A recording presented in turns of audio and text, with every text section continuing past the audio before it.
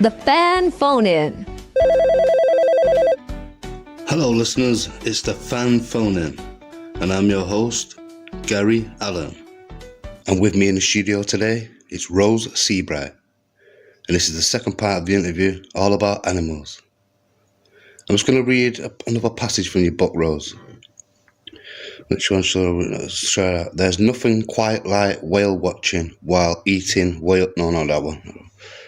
14th of June 1997 was the day I accidentally killed my 8th animal. Oh, God. Not that one. God's sake, Rose. Right, this one. What a date it was. A fancy restaurant for lunch and then the theatre. And the best was still to come. Little did I know Kevin had one last surprise for me. It was an illegal underground cockfighting ring. I've never seen something so brutal before. Blood was spraying around the arena. The feathers were all over the place, and the squeals were deafening. A single tear rolled down my cheek, not because of the utter destruction, but because I've never felt so alive. Jesus, Rose. I'm not reading any more of that book. It's fucking sick. What is it, an animal book or the Necronomicon? Jesus. Alright, let's get to our first caller. First on the line, we have Graham Downs. Oh, hello, Graham. Hello, Gary. How are you? I'm great, thanks. How are you? Yeah, I'm not too bad, Gary, no. I just think it's just ringing about with the, talking about the animals. There's, they're innocent, aren't they? The animals. Yeah. And the dogs, like, the dog, is a man's best friend, isn't it, the dog? Yeah, he is. Yeah, I know, but we don't, they don't wage war. Animals don't wage war. Oh, they do. Have you ever seen a cat go after a mouse? I mean, the law of the jungle. We're just harnessing that natural law of the jungle and sending animals out with bombs on their backs and guns in their muzzles and saying, get on with it. Well, I don't know about that. You seem like quite a cold lady to me, because them animals are not asking to be in the conflict, are they? The animals, they don't cause no problems, do they? It's the people that cause a war. It's people, though, isn't it, Yeah, Graham, you keep saying it's the people. What people? Foreign people. Okay, thanks, Graham. Next on the line, we have Kater from Merseyside. That's right, yeah. What do you want to say, Kater? I'm socialist.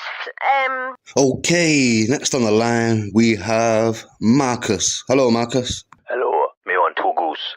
What? I own 2 gooses. You own 2 gooses? 2 geese? Well, man, whatever, me own 2 goose.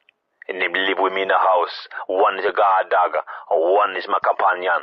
Companion? My geese is like a wild dog. He ain't an intruder upon the land. I'm hunk up from the beak and run toward him at the peck at Yankal. Man run, come gone. Wow, and how did he attack? Peck your eyes up, man. Wow, he seemed very vicious. What animal would you say there is as vicious as? Rottweiler. Jesus. Okay, thanks, Marcus. Next on the line, we have Sean. Hello, Sean. Hello, Gary, yeah. Hi, mate, what do you want to say? Last summer, Yeah. I was with the grandchildren. I don't go to the countryside a lot. We were down near Tenby in Wales. Oh, yeah. And I was showing we were looking at the field of sheep, lovely sheep. Say the kid, look at their lovely bar lambs and all that. We're looking at the sheep, and this one sheep, he comes wandering across, and he sort of looks funny at this other sheep, and he pauses a bit, and suddenly he jumps at, lunges right at it, and he absolutely mullered him. This other sheep, it was carnage. You should have seen it. It was, I can't believe it. They was going at him. It was like a pub brawl. A pub brawl. These 2 sheep, you should have seen them. There was fur flying everywhere.